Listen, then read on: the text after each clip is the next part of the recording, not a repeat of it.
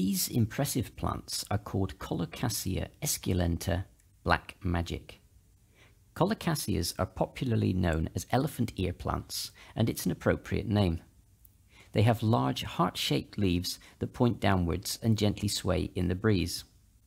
With the variety Black Magic, the leaves vary from a very dark green-black to this incredible purple-black colour, and it's very striking. The leaves are not shiny, but instead have a flat finish and almost look as if they have been covered with coal dust or soot. The leaf stems, the petioles, are a dark shade of red-brown, almost black. This plant forms a rounded tuber and grows fattened roots that we call rhizomes. The rhizomes spread just under the soil surface to form new growths, so the plant forms a clump. This allows us to easily propagate this plant by simply digging up or cutting off a fresh offshoot.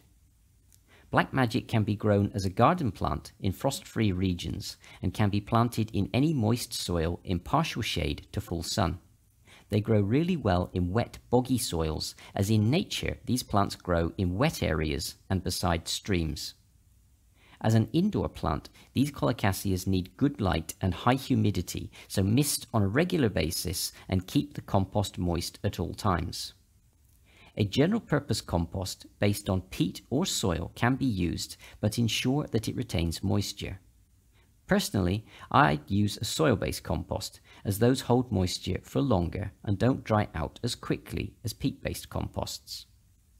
Watch out for red spider mites when growing indoors, as red spider mites thrive under big leaves such as these.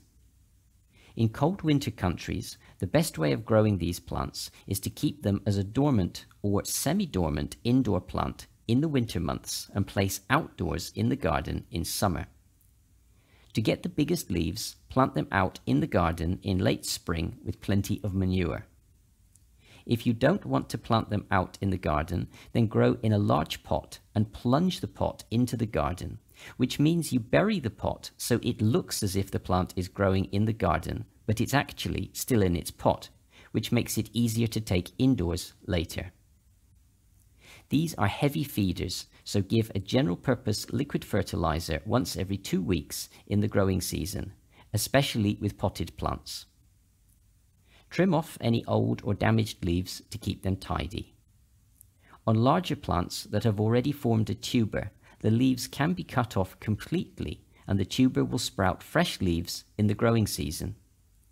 This method can be used to overwinter plants in their pots without leaves in frost-free conditions, which will then resprout in the early summer.